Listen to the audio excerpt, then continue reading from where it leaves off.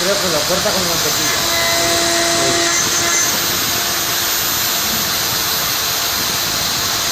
Yo creo que 1000, igual 1000 es mucho.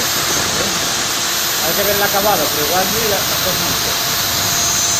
O sea, yo prefiero hacer las cosas despacio, porque hacerlo rápido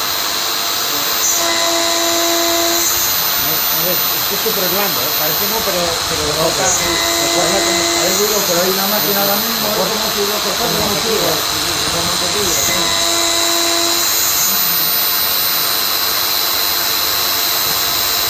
Ahora viene cuando la mata.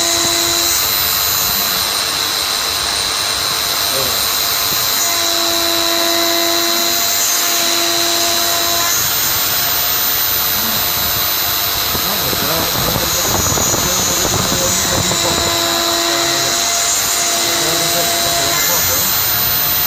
Esto es